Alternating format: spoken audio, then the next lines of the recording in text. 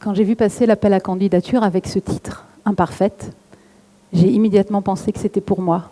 En effet, qu'est-ce qui caractérise le mieux ma vie, et en particulier ma parentalité, que cet adjectif? Mais devenir un parent imparfait, c'est difficile. Si, je vous assure, pour ma part, j'ai mis beaucoup de temps à y arriver. Moi, au départ, j'étais un parent nul. Enfin, c'est ce que je sentais. Alors ça, c'était très, très facile. Il me suffisait de me mettre à l'écoute de ma petite voix intérieure, celle qui, depuis toujours, critique, remet en cause tout ce que je fais. Exemple assez récent, tu vas quand même pas postuler pour un TEDx, tu es incapable de parler devant un public, en plus tu étais nul au théâtre, ça va être une catastrophe. Voilà, donc j'imagine que certains d'entre vous connaissent ce genre de petite voix.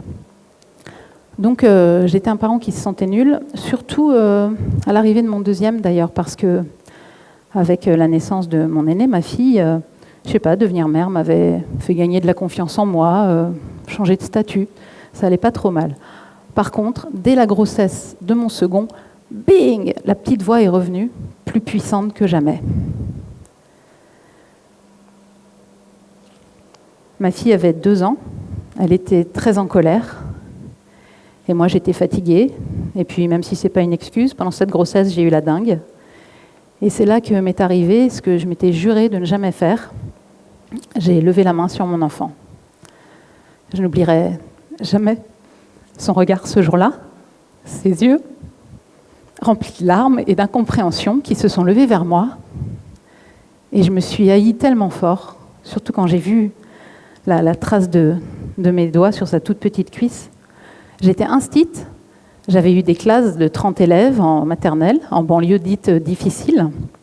Et pourtant, malgré tout l'énervement que j'avais pu ressentir parfois, je n'avais jamais tapé aucun de mes élèves.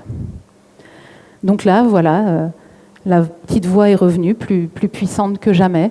Je m'étais promis à moi-même de ne jamais taper mes enfants, et j'avais failli. Donc je me sentais nulle, incapable, incompétente. Et puis, je traînais ma tonne de culpabilité et je n'avançais plus et je ne savais pas trop à qui me confier. Mon fils est né, j'étais à la fois heureuse et puis complètement perdue. J'avais une maison dans un état indescriptible, incapable de m'en occuper. Et je me sentais aussi incapable de m'occuper de mes enfants comme j'aurais aimé vraiment le faire. Une mère un peu en burn-out probablement. Mon rêve d'avoir 4 enfants s'était évaporé. Et puis, c'est là qu'Internet a changé ma vie. J'ai découvert une liste de discussion qui s'appelait Parents conscients, elle s'appelle toujours d'ailleurs.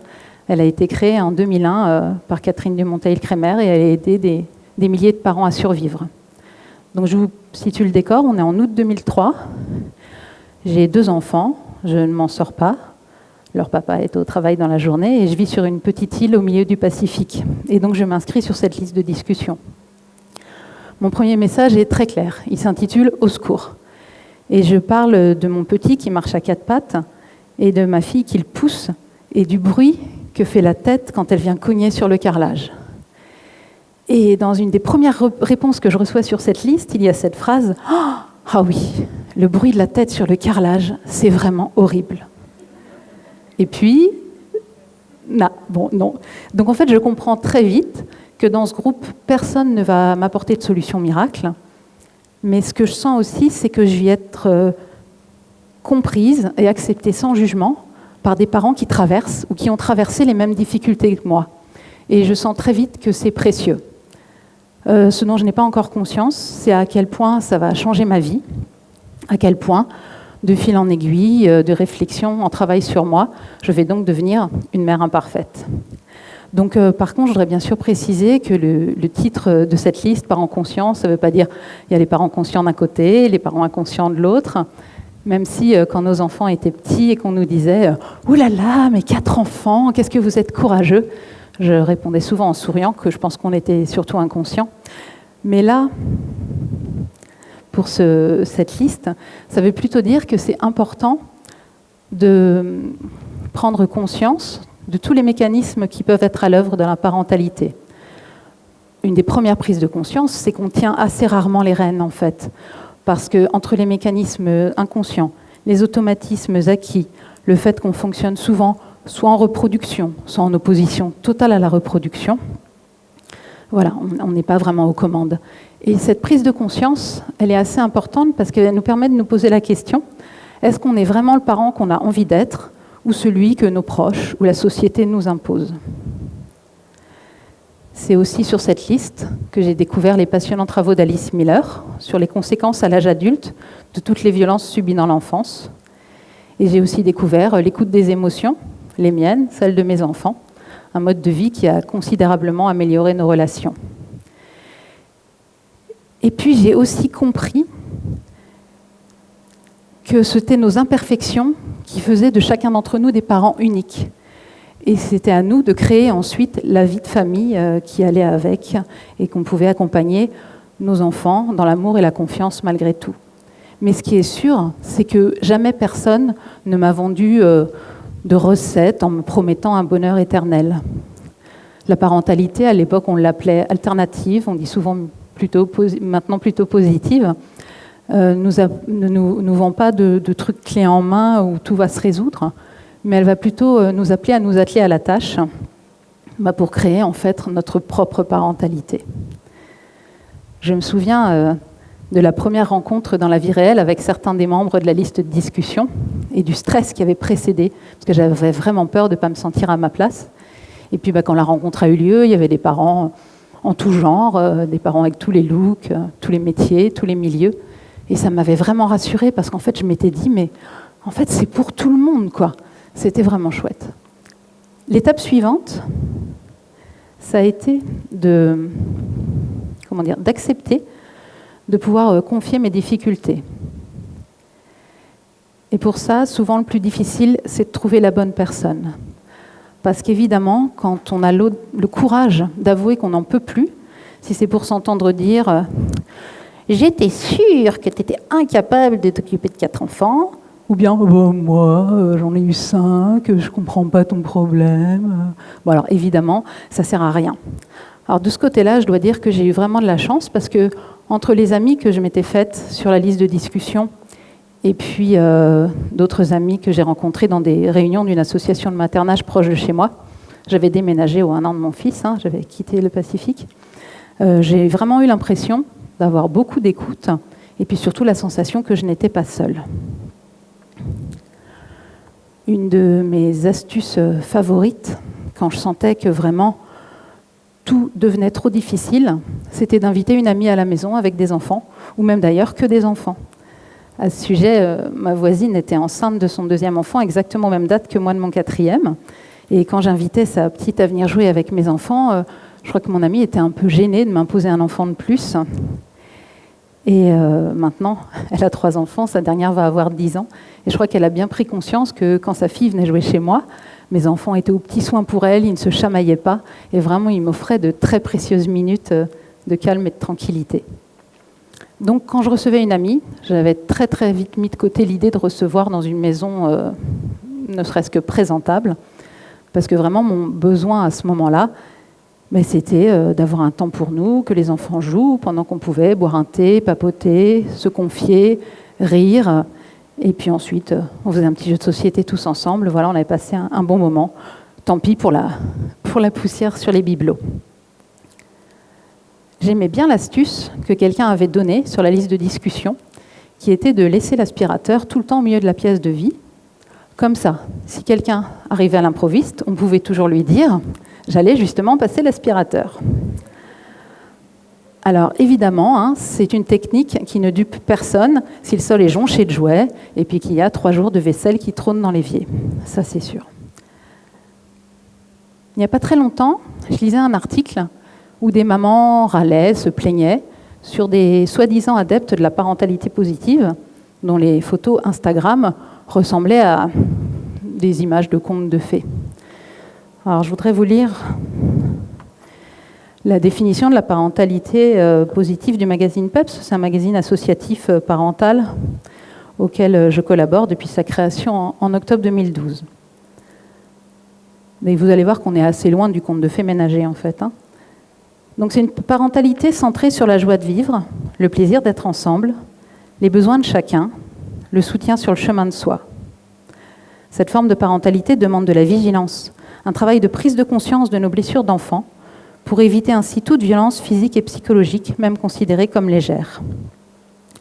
Donc c'est une définition qui n'impose pas une obligation de résultat, mais qui offre une proposition de moyens, et mélangée avec un parent imparfait. En gros, ça donne un parent qui fait ce qu'il peut, en sachant qu'à l'instant T, c'est son maximum, mais qui du coup ne va pas hésiter à s'excuser quand il n'a pas été à la hauteur, et puis surtout, bien sûr, à aller demander de l'aide quand les mêmes problèmes se présentent encore et toujours. Ça y est, je savais que ça allait arriver, le petit moment où c'est un peu flou. Ouais. Donc, j'en étais à la définition du parent. Donc, le parent, c'est aussi un parent qui va être à l'écoute de son enfant, mais il ne va pas demander à son enfant de l'écouter ou d'être son pote. Et puis, je ne sais plus, je le savais.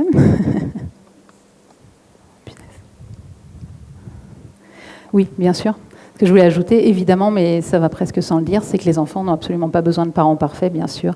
Ils ont besoin de parents humains.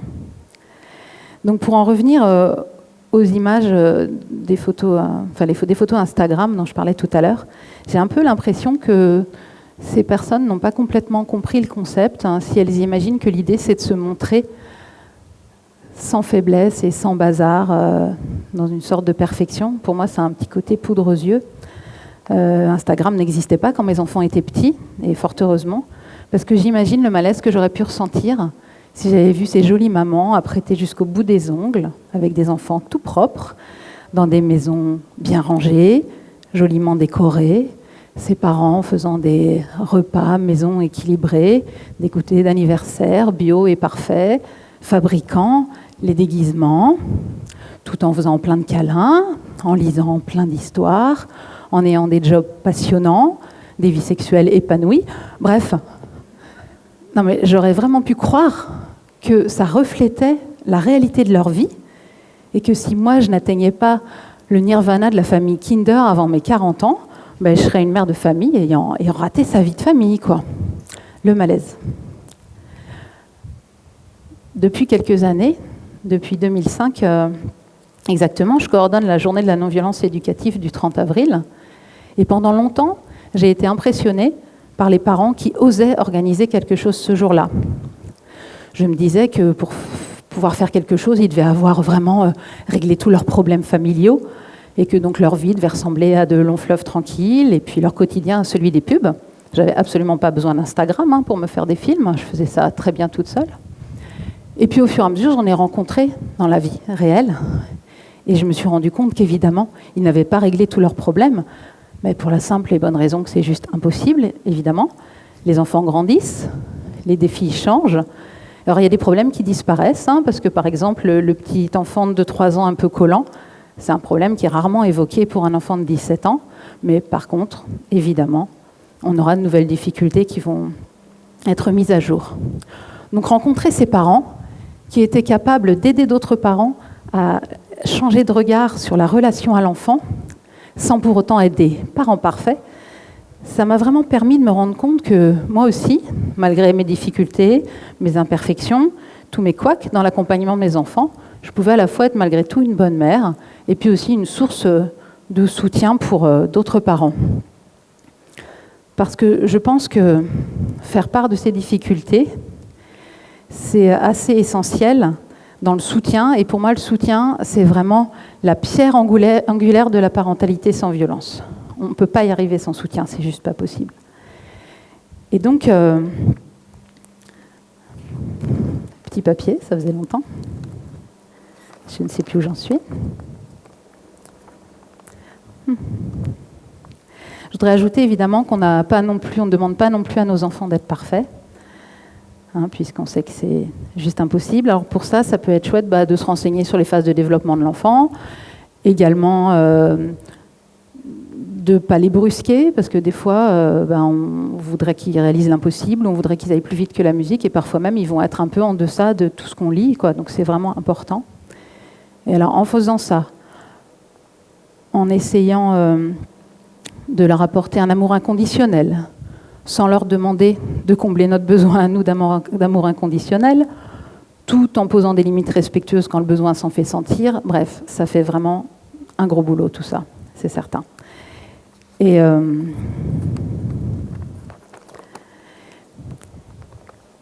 Winnicott a parlé de la mère suffisamment bonne. C'est en tout cas comme ça que ça a été traduit en français.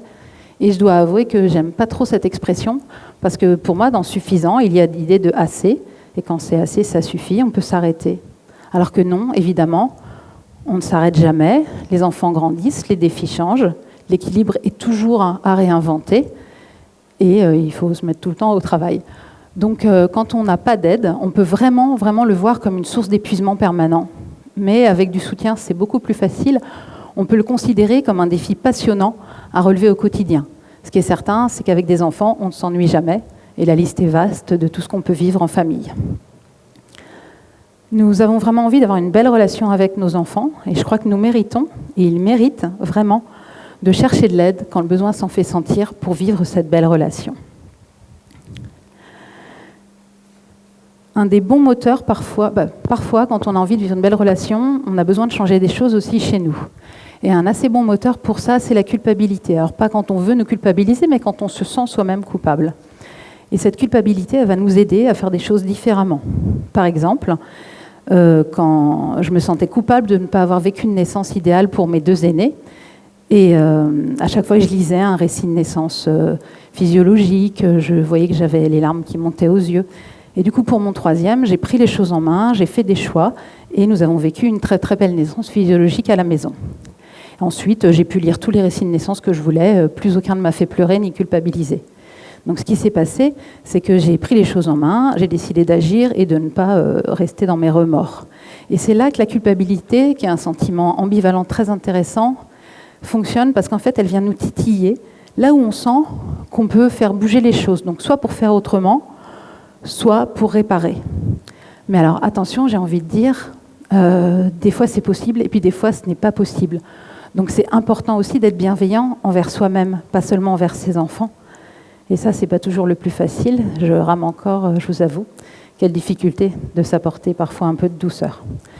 Donc j'aimerais vraiment inviter les parents qui se sentent nuls, s'il y en a parmi vous, à voir combien ils ne sont pas nuls, mais seulement imparfaits, et combien cette imperfection peut vraiment les aider à aller demander de l'aide s'il y a besoin.